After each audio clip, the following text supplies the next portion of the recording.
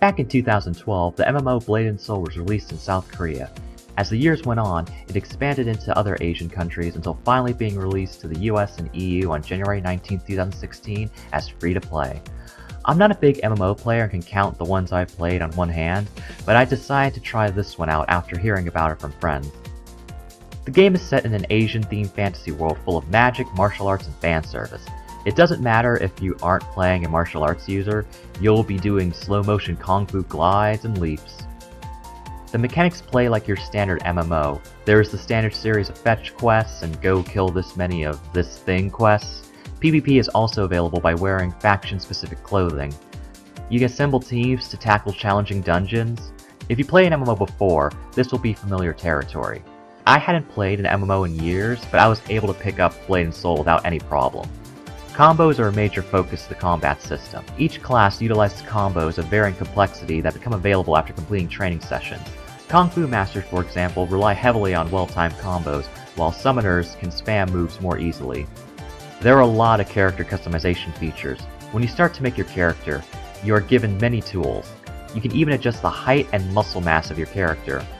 Weapons and enchanted jewelry can be upgraded. Soul Shields, which are comprised of 8 pieces, each providing power boosts, can also be upgraded. Costumes, on the other hand, aside from faction-specific ones, are purely cosmetic. While it is free to play, the game will remind you quite often that you can buy stuff, such as premium memberships and exclusive costumes. There are even side quests that explain how to access the Hung Moon shop. While a lot of the items you can buy are cosmetic, there are some consumable items that affect how your character performs. Fortunately, you can still have a fun gaming experience without spending a dime. You will, however, have to spend time installing the sizable game and the numerous patches. Servers can be overstuffed, so you may have to wait in a queue to get into the game. You get to choose between 4 races: the Jin, the K-pop star race, the Gon, the muscular hunk and sexy lady race, the Yoon, the exclusively sexy lady race, and the Lin, the obligatory cutesy race. This was made in Korea after all. Each race has 3 classes to choose from, with some crossover. For example, the Gon, Lin, and Yoon can be Force Masters.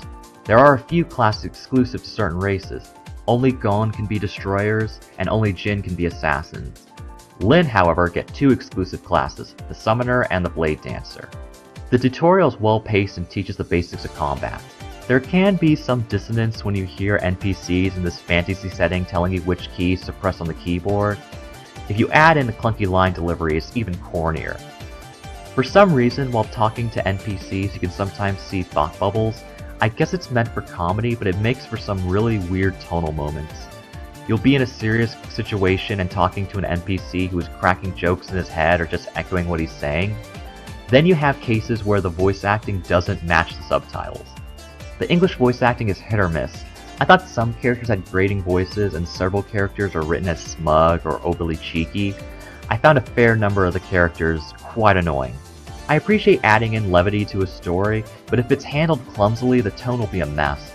I'm going to talk about the story. There are a few spoilers, but they are limited to the tutorial level. The player starts off in the Hung Moon School of Witchcraft and Kung Fu.